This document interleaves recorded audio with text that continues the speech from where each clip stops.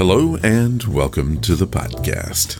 This is Ron's Amazing Stories, where we play tales to take you away from today. On the podcast today, we finally have reached the incredible 24-minute conclusion to our journey called Anything You Can Do by Randall Garrett. Joining us on the podcast today is Mark Nelson, who's been reading that very same story. And I have to say, I've been looking forward to the end and talking to Mark. Later in the program, Tom Williams is back with a story he simply calls Those Tom Sawyer Days. So let's get to it right now.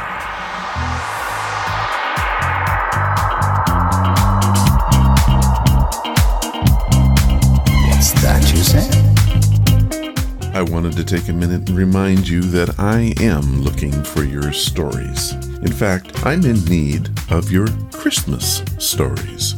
I want scary, strange, or unusual tales, and they don't even have to be true.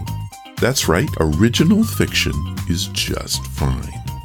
If you tell it and I can use it, I will read it or you can yourself. To find out more, read this week's blog or go to ronsamazingstories.com. There you'll find a banner called Story Submissions. Click on it and fill it in with your story or set up a time for us to chat. Whatever you do, please tell your tale. We want to hear it. And now, let's get to that final chapter with Bart and the Nipe.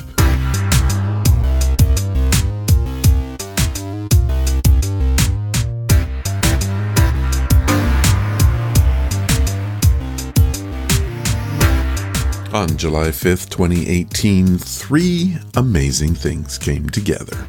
First, we played episode number 335 of Ron's Amazing Stories. And on that podcast, we debuted our book, written by Randall Garrett, called Anything You Can Do. Now, I'll bet you're wondering what the third thing is. On that very show, I had the pleasure of interviewing Mark Nelson. Mark is a professional narrator and just happens to be the person that has been reading you Anything You Can Do over the last few months. He has done an exceptional job, and I thought, who better to close out the book than Mark himself? So I want to welcome to the RAS, Mark Nelson. He's here to introduce and give us his thoughts on our novel. Welcome back, Mark. Thanks. Glad to be back. Yeah, I guess it's your second time. I got to tell you right off the bat, the comments that I get have ranged from you're absolutely the best narrator on the planet to he made me feel the story, and I really appreciate what Mark has done. Wow. You have done a tremendous job thus far on the story. You have really brought it home. How you created the characters and gave them feeling for Bart and one for Martin and another for Colonel Mannheim and Dr. Farnsworth and Yoritomo. And you just absolutely gave each one life. And I want to compliment you on that right away. Well, thanks. I'm glad it worked. It did. Before we get to the epic conclusion, I know everybody's chomping at the bit to do that, but why don't we just kind of go through what's happened so far? So maybe somebody, this is their first time and they can kind of know what's happened so far. Okay. I'll start it out and say this, that, the Nipe, he's an alien. He's from another world. His ship was damaged by our Earth's sun. And knowing that his meager supplies weren't going to see him through, he safely crashed land on Earth after eating his very own brother. You want to take the next segment there? Okay, so he crash lands in Siberia after killing a park ranger. He makes his way to a mental hospital in Leningrad, I think. Yep.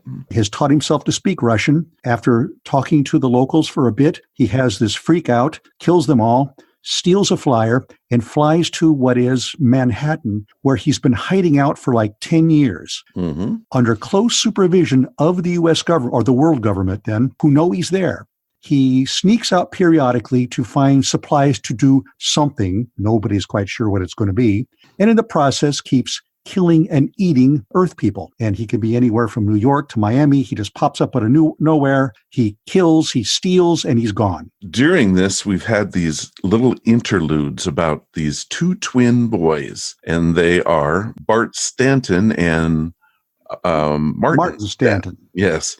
We're hearing the story about how poor Martin was with his father at work one day, and there was we assume some sort of atomic explosion, and he is injured severely. And over time, he loses even the ability to react to people around him. He becomes kind of a vegetable, sort of. Bart, of course, he loves his brother, and they grow up together, and with Bart overseeing and helping take care of Mart. Okay. Then we flash forward, and we find that Bart Stanton is an experiment in a project to deal with the Nipe. Instead of trying to kill the Nipe, they want to somehow make contact with him, and for some reason, they've got to have a Superman. So a Dr. Yoritomo, under the auspices of a Colonel Mannheim, have this project where they're creating a Superman out of Bart Stanton for eventual showdown with the Nipe. Then we find out that there is a detective named Martin Stanley. He's considered the greatest detective of the asteroid belts, has made just an incredible name for himself, respected, absolute genius. And what we find out is that they try to enlist him to help him with the Nipe, but he isn't having any of it. He doesn't want to have a thing to do with the Nipe. And we never really understand why until Colonel Mannheim is killed and eaten by the Nipe in full view of all of his guards, who were told to stand down and just basically watch it happen. Then we find that Bart Stanley is his backup and is flying from the asteroid belt to Earth to take over the project, and is, of course, the long-lost twin brother. But it takes another turn, and we find out that Bart is actually Martin, who is the genetically engineered Superman to deal with the Nipe, and Bart is actually the detective who had been hypnotized for the last 10 years into believing that he was Martin Stanley. Dr. Yoritomo has informed the quote-unquote Bart Stanton that he's going to be confronting the Nipe within a matter of days. Probably at the most exciting moment, Bart himself is standing in front of the Nipe, and they're facing each other for the very first time. We know the story. What are your bets? Do you think that Bart has what it takes to take the Nipe? Or are you on the side of the Nipe, who is just too powerful and too fast that Bart can't handle it? What do you think, Mark? What do I think? Well, I mean, after all, I have read the book twice. So that gives me a little bit of an advantage, but I'm calling it a draw. A draw. A draw. You know what I'm going to go with? I'm sorry, I think that Bart is going to have to kill the Nipe. That's just what I think. It's going to be a sad thing because of all the people that gave their lives for this. I just think that's what's going to happen. So what do you think, Mark? Shall we listen to the last 24 minutes? It's time for the conclusion of Anything You Can Do by Randall Garrett.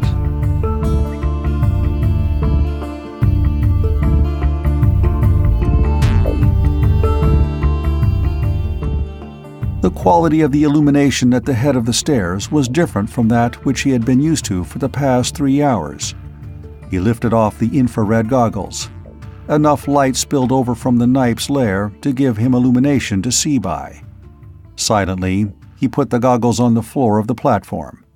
He wouldn't need them again.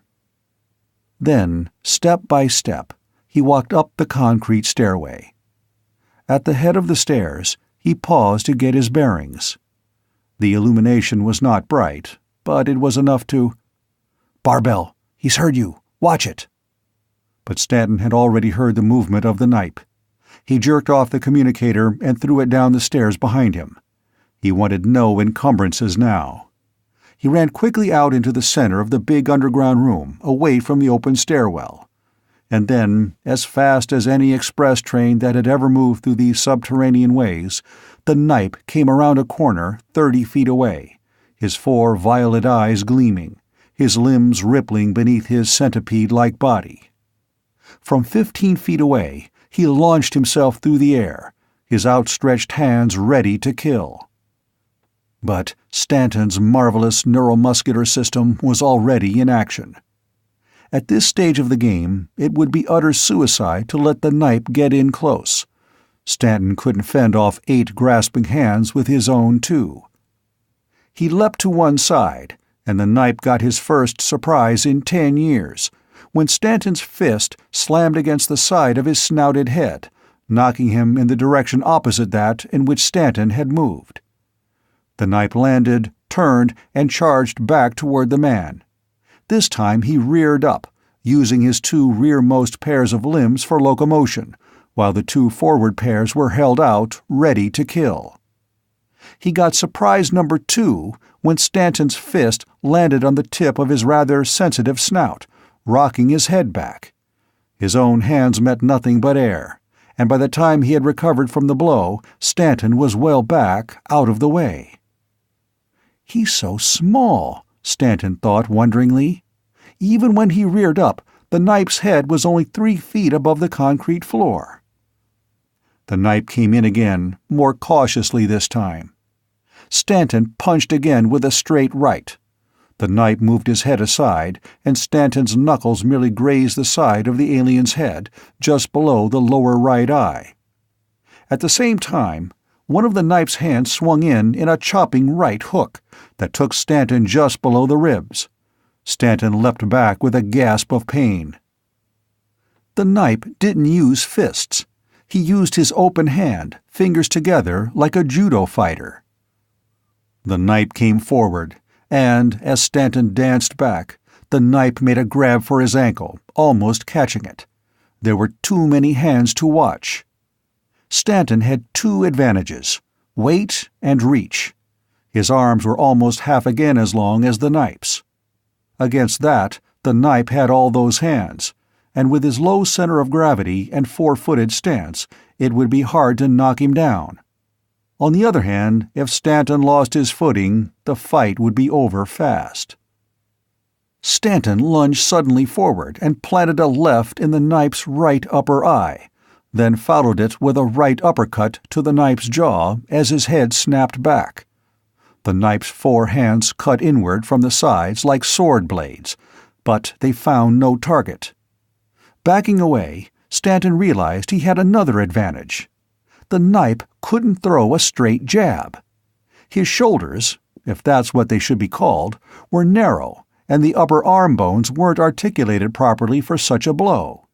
The alien could throw a mean hook, but he had to get in close to deliver it. On the other side of the coin was the fact that the Nipe knew plenty about human anatomy, from the bones out. Stanton's knowledge of the Nipe anatomy was almost totally superficial. He wished he knew if and where the Nipe had a solar plexus. He would like to punch something soft for a change. Instead, he tried for another eye. He danced in, jabbed, and danced out. The Nipe had ducked again, taking the blow on the side of his head. Then the Nipe came in low, at an angle, trying for the groin. For his troubles, he got a knee in the jaw that staggered him badly. One grasping hand clutched at Stanton's right thigh and grabbed hard. Stanton swung his fist down like a pendulum and knocked the arm aside. But there was a slight limp in his movements as he backpedaled away from the Nipe. That full-handed pinch had hurt like the very devil. Stanton was angry now, with the hot, controlled anger of a fighting man. He stepped in quickly and slammed 2 fast, hard jabs into the point of the Nipe's snout, jarring the monster backward. And this time it was the Nipe who scuttled back out of the way. Stanton moved in fast to press his advantage and landed a butte on the Nipe's lower left eye. Then he tried a body blow. It wasn't too successful. The alien had an endoskeleton, but he also had a tough hide that was somewhat like thick, leathery chitin. Stanton pulled back, getting out of the way of the Nipe's open-handed judo cuts. His fists were beginning to hurt, and his leg was paining him badly where the Nipe had clamped onto it, and his ribs were throbbing where the Nipe had landed that single blow. And then he realized that, so far, the Nipe had only landed that one blow. One punch and one pinch, Stanton thought with a touch of awe. The only other damage he's inflicted has been to my knuckles. The Nipe charged in again. Then he leapt suddenly and clawed for Stanton's face with his first pair of hands. The second and third pairs chopped in toward the man's body. The last pair propelled him off the floor. Stanton stepped back and drove in a long, hard right, hitting him just below the jaw, where his throat would have been if he had been human. The Nipe arced backward in a half-somersault and landed flat on his back. Stanton backed up a little more, waiting, while the Nipe wiggled feebly for a moment. The Marquis of Queensberry should have lived to see this, he thought. The Nipe rolled over and crouched on all 8 limbs. His violet eyes watched Stanton, but the man could read no expression on that inhuman face. "You did not kill." For a moment, Stanton found it hard to believe that the hissing, guttural voice had come from the crouching monster. "You did not even try to kill." "I have no wish to kill you," Stanton said evenly. "I can see that. Do you? Are you?" He stopped, as if baffled. "There are not the proper words. Do you follow the customs?" Stanton felt a surge of triumph. This was what George Yoritomo had guessed might happen. "If I must kill you," Stanton said carefully, "I, myself, will do the honors. You will not go uneaten." The Nipe sagged a little, relaxing all over. "I had hoped it was so. It was the only thinkable thing. I saw you on the television, and it was only thinkable that you came for me." Stanton sighed inwardly. That part of Colonel Mannheim's strategy had worked too. The Nipe had seen all the publicity releases that had been so carefully tailored for him. "I knew you were out on the asteroids," the Nipe went on. "But I had decided that you had come to kill. Since you did not, what are your thoughts, Stanley Martin?" "That we should help each other," Stanton said. It was as simple as that. Stanton sat in his hotel room, smoking a cigarette, staring at the wall and thinking. He was alone again. All the fuss and feathers and foo-fa-ra were over. Dr. Farnsworth was in another room of the suite, making his plans for a complete physical examination of the Nipe. Dr. George Yoritomo was having the time of his life, holding a conversation with the Nipe, drawing the alien out, and getting him to talk about his own race and their history. And Stanley Martin was plotting the next phase of the capture, the cover-up. Stanton smiled a little. Colonel Mannheim had been a great one for planning, all right. Every little detail was taken care of. It had sometimes made his plans more complex than necessary, Stanton suspected. Mannheim had tended to try to account for every possible eventuality, and after he had done that, he had set aside a few reserves here and there just in case they might be useful if something unforeseen happened. All things considered, the government had certainly done the right thing. And in picking Mannheim, they had picked the right man. Stanton got up, walked over to the window, and looked down at the streets of Government City, 8 floors below. What would those people down there think if they were told the true story of the Nipe? What would the average citizen say if he discovered that, at this very moment, the Nipe was being treated almost as an honored guest of the government? More, what would he say if he suspected that the Nipe, the horrible, murderous, man-eating Nipe, could have been killed easily at any time during the past 6 years? Would it be possible for anyone to explain to the common average man that, in the long run, the knowledge possessed by the Nipe was tremendously more valuable to the race of man than the lives of a few individuals? Could those people down there, and the others like them all over the world, be made to understand that, by his own lights, the Nipe had been behaving in the most civilized and gentlemanly fashion he knew? Could they ever be made to understand that, because of the tremendous wealth of priceless information stored in that alien brain, the Nipe's life had to be preserved at any cost? Or would they scream for blood? Dr. Farnsworth assumed that Stanley Martin was going to spread a story about the Nipe's death, a carefully concocted story about how Stanley Martin had found the beast and the police had killed it. There might, Farnsworth assumed, be a carefully made corpse for the mob to hiss at. Maybe Farnsworth was right. But Stanton had the feeling that Martin and George Yoritomo had something else up their collective sleeve. The phone hummed. Stanton walked over, thumbed the answer button, and watched George Yoritomo's face take shape on the screen. "Bart, I have just had the privilege of viewing the tapes of your fight with our friend the Nipe. Incredible! I watched the original on the screen, of course, but I had to run the tapes. I wanted to slow it down so that I could see what actually happened. Magnificent, that right of yours. So!" He jabbed a fist out, shadowboxing with Stanton over the phone circuit. "Aw, it weren't nothin', Ma," Stanton drawled. "I just sort of flang out a fist and he got in the way." "Of course, but such a fling! Seriously, Bart, I want to run those tapes over again, and I want you to tell me, as best you can, just what went on in your mind at each stage of the fight. It will be most informative." "You mean right now? I have an appointment." Yoritomo waved a hand. No, later. Take your time. But I am honestly amazed that you won so easily. I knew you were good, and I was certain you'd win, but I must admit that I honestly expected you to be injured." Stanton looked down at his bandaged hands and felt the ache of his broken rib and the pain of the blue bruise on his thigh. In spite of the way it looked, he had actually been hurt worse than the Nipe had. That boy was tough. The trouble was that he couldn't adapt himself to fighting in a new way, just as you predicted, he told Yoritomo. He fought me, I assume, in just the way he would have fought another Nipe, and that didn't work. I had the reach on him, and I could maneuver faster. Besides, he can't throw a straight punch with those shoulders of his. "It appeared to me," Yoritomo said with a broad grin, "that you were fighting him as you would fight another human being, eh?"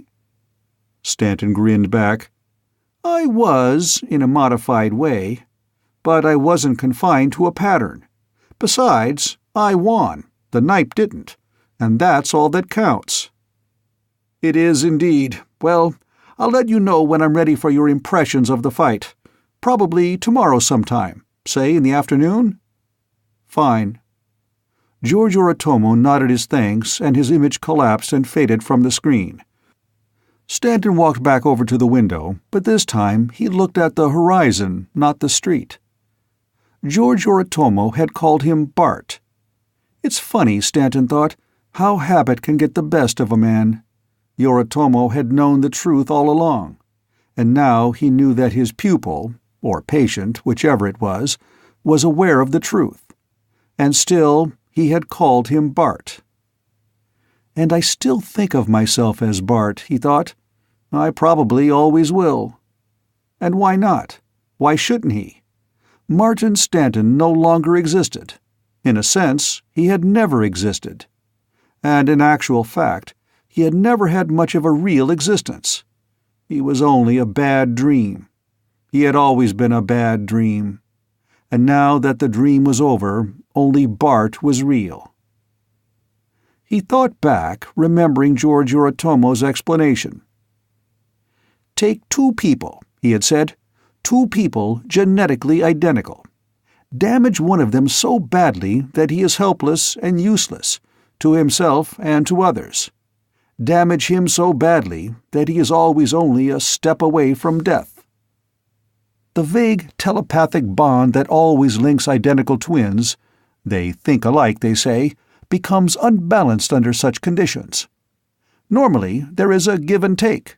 One mind is as strong as the other, and each preserves the sense of his own identity, since the two different sets of sense receptors give different viewpoints. But if one of the twins is damaged badly enough, then something must happen to that telepathic linkage. Usually, it is broken. But the link between you and your brother was not broken. Instead, it became a one-way channel. What happens in such a case? The damaged brother, in order to escape the intolerable prison of his own body, becomes a receptor for the stronger brother's thoughts. The weaker feels as the stronger feels. The experience of the one becomes the experience of the other. The thrill of running after a baseball, the pride of doing something clever with the hands, the touch of a girl's kiss upon the lips, all these become the property of the weaker, since he is receiving the thoughts of the stronger. There is, of course, no flow in the other direction. The stronger brother has no way of knowing that his every thought is being duplicated in his brother's mind. In effect, the damaged brother ceases to think. The thoughts in his mind are those of the healthy brother. The feeling of identity becomes almost complete. To the outside observer, the damaged brother appears to be a cataleptic schizophrenic, completely cut off from reality. And, in a sense, he is. Stanton walked over to the nightstand by the bed, took another cigarette from the pack, lit it, and looked at the smoke curling up from the tip. So Martin became a cataleptic schizophrenic, he thought. The mind of Martin had ceased to think at all. The Bart part of him had not wanted to be disturbed by the garbled, feeble sensory impression that Mart's body provided. Like many another schizophrenic, Martin had been living in a little world cut off from the actual physical world around his body. The difference between Martin's condition and that of the ordinary schizophrenic had been that Martin's little dream world had actually existed. It had been an almost exact counterpart of the world that had existed in the perfectly sane, rational mind of his brother Bart. It had grown and developed as Bart had, fed by the one-way telepathic flow from the stronger mind to the weaker. There had been two Barts, and no Mart at all. But there had been only one human being between them. Bart Stanton had been a strong, capable, intelligent, active human being. The duplicate of his mind was just a recording in the mind of a useless, radiation-blasted hulk. And then the Neurophysical Institute had come into the picture. A new process had been developed by Dr. Farnsworth and his crew, by which a human being could be reconstructed, made literally into a Superman. All the techniques had been worked out in careful and minute detail. But there was one major drawback. Any normal human body would resist the process, to the death if necessary, just as a normal human body will resist a skin graft from an alien donor, or the injection of an alien protein. But the radiation-damaged body of Martin Stanton had had no resistance of that kind. It had long been known that deep-penetrating ionizing radiation had that effect on an organism. The ability to resist was weakened, almost destroyed. With Martin Stanton's body, perhaps the process might work. So Bartholomew Stanton, who had become Martin's legal guardian after the death of their mother, had given permission for the series of operations that would rebuild his crippled brother. The telepathic link, of course, had to be shut off, for a time at least. If it remained intact, Martin would never be able to think for himself, no matter what was done to his body. Part of that cutting-off process could be done during the treatment of Martin, but only if Bartholomew would cooperate. He had done his part. He had submitted to deep hypnosis, and had allowed himself to be convinced that his name was Stanley Martin, to think of himself as Stanley Martin. The Martin name was one that the real Martin's mind would reject utterly. The mind wanted nothing to do with anything named Martin. Stanley Martin, then, had gone out to the asteroids. In his mind had been implanted the further instructions that he was not to return to Earth, nor to attempt to investigate the Nipe under any circumstances. The simple change of name and environment had been just enough to snap the link during a time when Martin's brain had been inactivated by cold therapy and anesthetics. Only the sense of identity had remained. The patient was still Bart, but now he was being forced to think for himself. Mannheim had used them both, naturally. Colonel Mannheim had the ability to use anyone at hand, including himself, to get a job done. Stanton looked at his watch. It was almost time. Mannheim had sent for Stanley Martin when the time had come for him to return in order to give the Nipe data that he would be sure to misinterpret. A special series of code phrases in the message had released Stanley Martin from the hypnotic suggestions that had held him for so long. He knew now that he was Bartholomew Stanton. "And so do I," thought the man by the window. "We have a lot to straighten out, we two." There was a knock at the door. Stanton walked over and opened it, trying not to think. It was like looking into a mirror. "Hello, Bart," he said. "Hello, Bart," said the other. In that instant, complete telepathic linkage was restored. In that instant, they both knew what only one of them had known before, that for a time the telepathic flow had been one way again, but this time in the opposite direction, that Stanley Martin had been shaken that afternoon when his own mind had become the receptor for the other's thoughts, and he had experienced completely the entire battle with the Nipe. His release from the post-hypnotic suggestion had made it possible. There was no need for further words. Idiobus unum. There was unity without a loss of identity.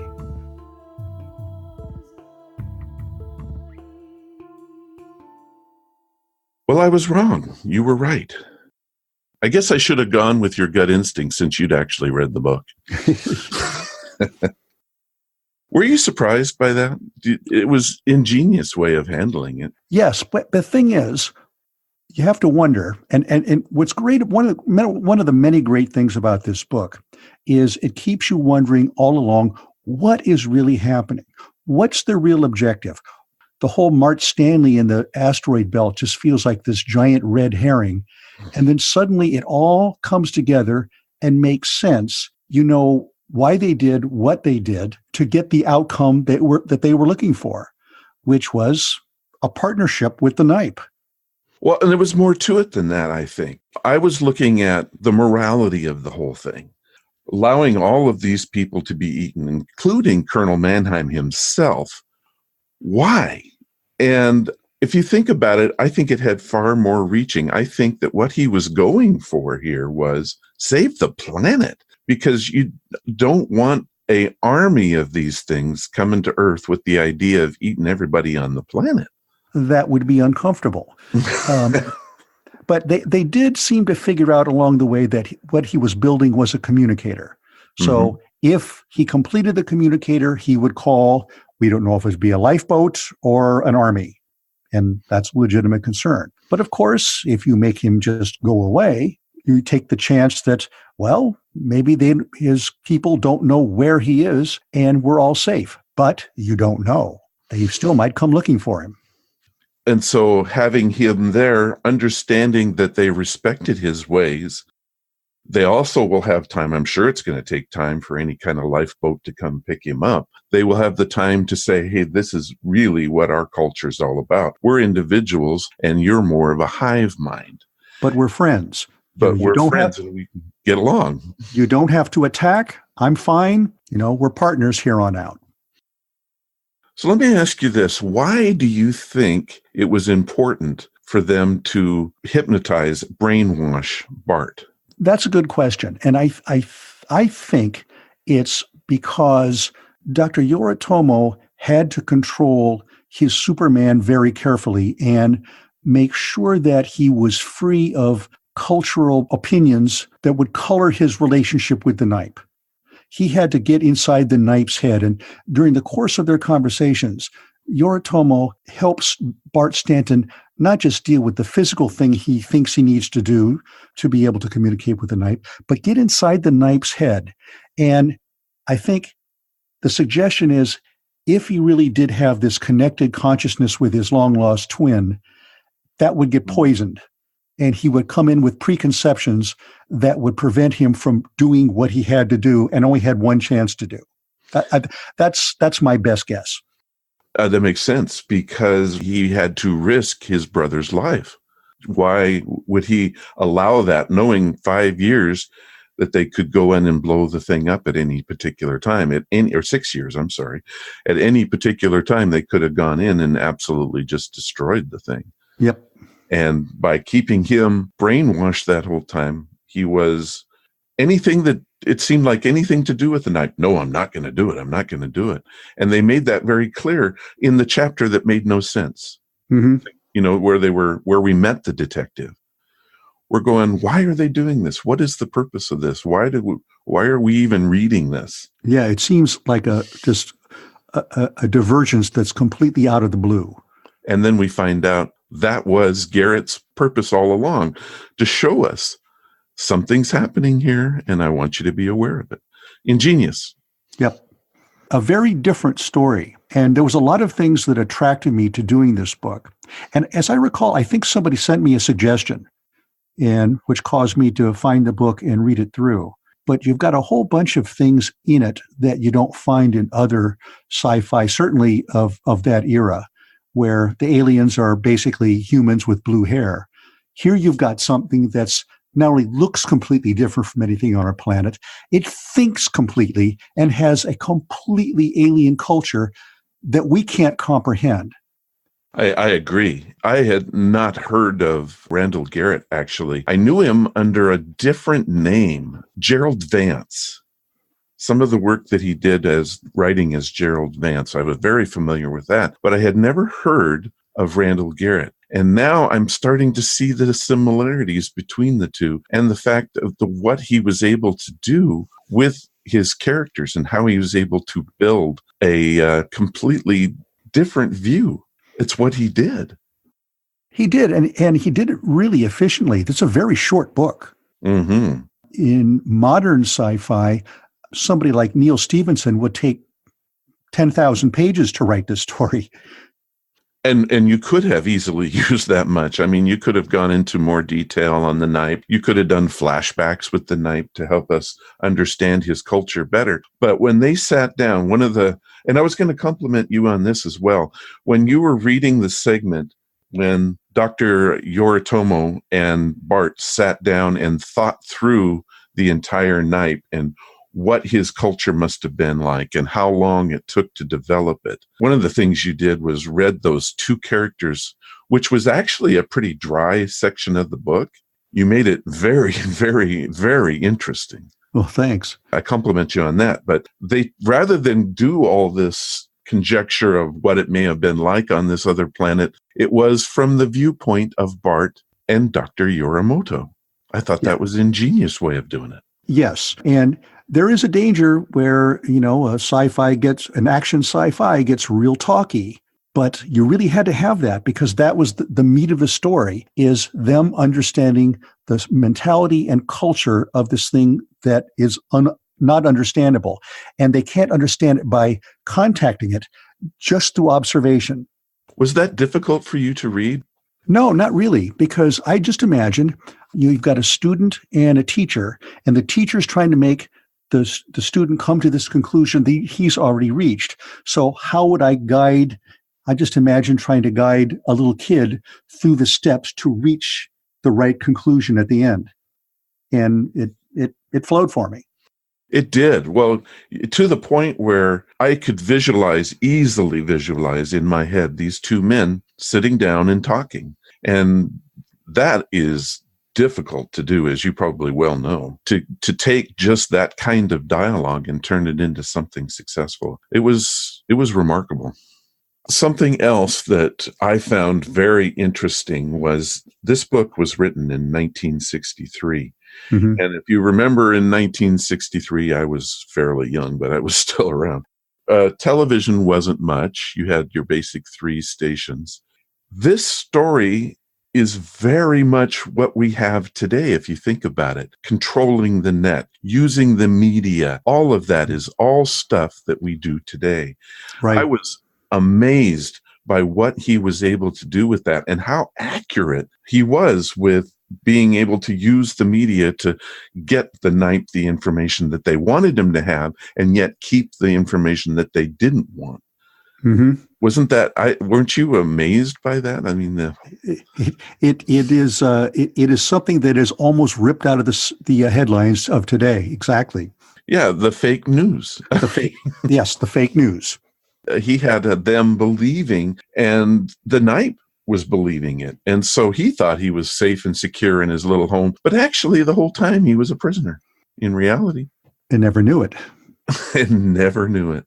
Another ingenious thing was the use of drones in the form of the rats. Yes, that was great. As a narrator, a lot of times you don't get to pick what you read. But when you're working for LibriVox, you do. Is that correct? That's correct, yes. Why did you pick this story? It is really unique. And it reminded me a little of a short story by Stanley Weinbaum called Martian Chronicle, where somebody on Mars meets a Martian who's simply not understandable, just not looks different, but cannot be comprehended in any manner, shape, or form, even though it's clearly intelligent. So it reminded me of that, and that's a story I recorded many years ago. It had that hook where it had the incomprehensible other who may or may not be hostile. We just do not understand it. And I thought it was so unique that it should be an audiobook. I have a fun fact for you. Okay.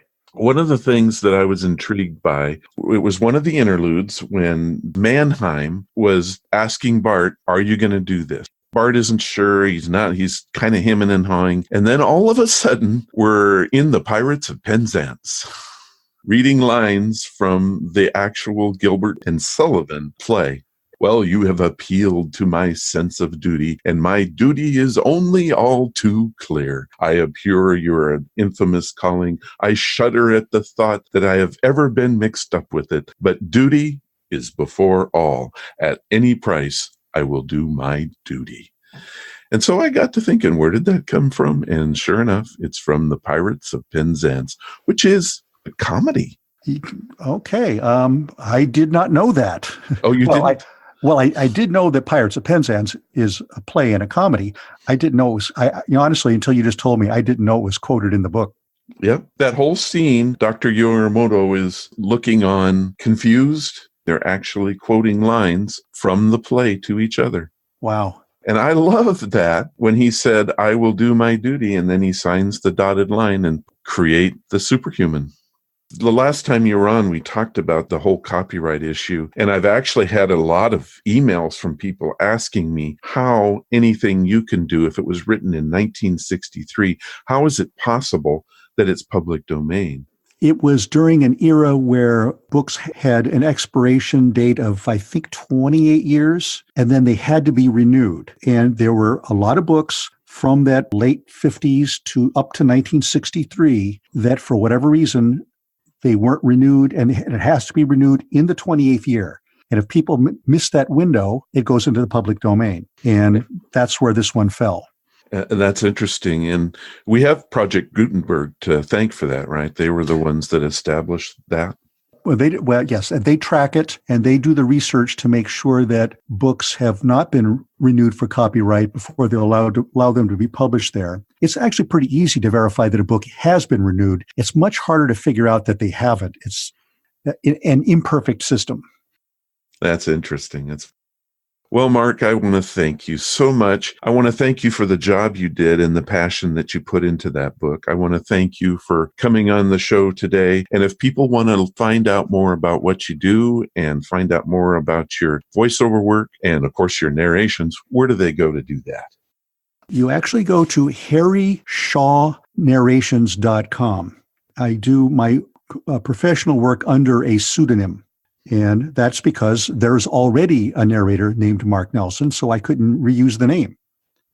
Okay, and if we wanted to find your books on Audible, we would look for Harry. You look for Harry Shaw. And that would be you. That would be me. That's my Audible name. And if you find a Mark Nelson, it may or may not be me. In fact, funny story, early this year, I received in the mail a certificate of award from Audiophile magazine for Mark Nelson. Oh, yeah? I was honored to receive, although it wasn't me. Well, Mark, I appreciate you, and I appreciate you coming on the show today. Well, thank you for having me. It's been a pleasure to be here. That was great fun, and I want to thank Mark Nelson for coming on the podcast today. He truly is good at what he does. If you want to know more about Mark or find his work, I will have all the links for you in the show notes. Thank you, Mark.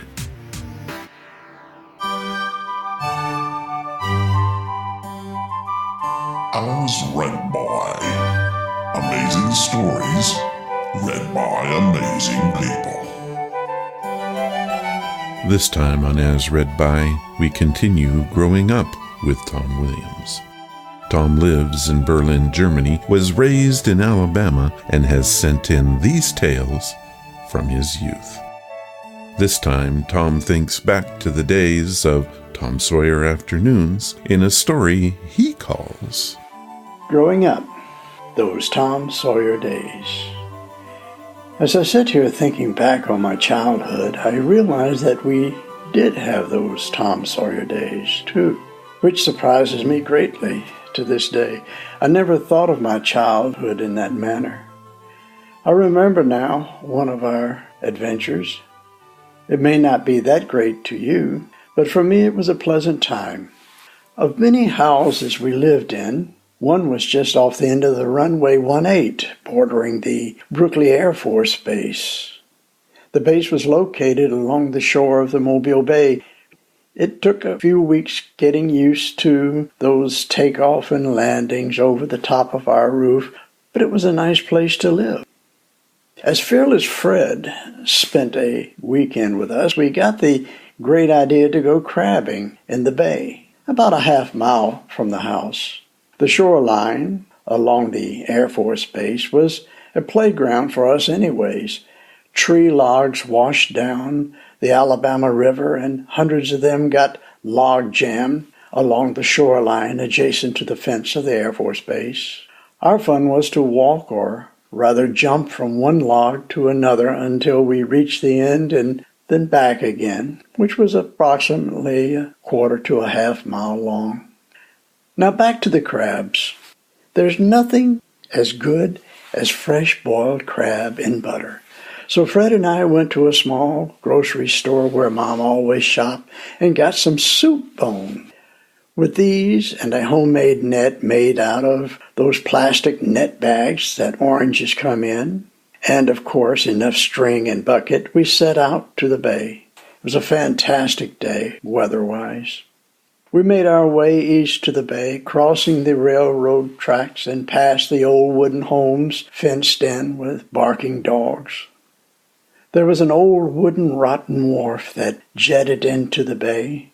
Cautiously we made our way to the end, and cutting the string into a proper length and tying the soup bones to the ends, we lowered the bait into the water and waited. Fred and I always enjoyed watching the flock of pelicans circling and then diving into the water, and sometimes having trouble taking off with a craw full of fish. Soon the strings began to move. This meant that the crabs were feasting, and very slowly we raised the string high enough to barely see the crabs, and, with the homemade net, we gently scooped the crabs out of the water and into the bucket. It wasn't long before we had caught a couple dozen good-sized crabs, and we couldn't wait to get home to those sweet crabs and butter. Making our way back home and almost to the old railroad tracks again and past the old houses, a man sat on his front porch. "What you boys got there?" "Well, fresh crabs, sir," we answered. "Want to sell me some?" Fred and I looked at each other with dollar signs in our eyes. "Sure, mister." And with the old dog barking at the fence, the man came to us and picked out what he wanted, and we were paid. The thing is that it didn't end there. This happened again and again, and by the time we got home, there were no crabs anymore, but a pocket full of change. And you know, the moral to this story is money was hard to come by those days, but there were plenty of crabs in the bay. Sincerely, Tom. Thank you, Tom. As always, you bring back my memories with your stories. My father died when I was 3 years old, but in my mind, I was never without a dad. I was lucky, in a way, because I never knew him, and my mom would remarry to my dad some years later. My new dad took me to do things that were, well, amazing. One of my first memories is the day he took me smelt fishing. Smelt, like salmon, return to the river of the berths to spawn, usually in mid to late winter. They generally are about 5 to 6 inches long and are caught with dip nets. I remember that this was a cold day. My dad was with his friends looking out over the snowy scene where the rush of the Cowlitz River was being outdone by the surging of millions of smelt. My dad and I walked up to the edge of the water, and I was taken aback at the sight. He took out his net and scooped out what seemed to me to be hundreds of squirming fish. Then he dumped them into a bucket, and one of his buddies would take it away. Another bucket would be placed, and the process would continue until they hit their quota. I remember just being amazed by my dad and the strength he had to dip net after net. During the whole thing, I didn't have a thing to do except stand there and watch. Well, then came the not-so-fun part when we got home. You see, we had to clean and gut every one of those fish before my dad could freeze them. Thank you for your story, Tom, and I can't wait to hear what you have for us next time.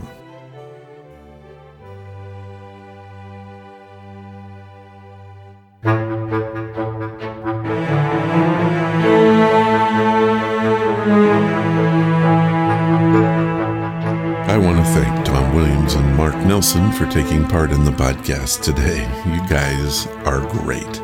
Next week, we have a podcast full of your stories that will range from a meeting with the Grim Reaper to several stories about angels. So, I'll see you next time on the podcast.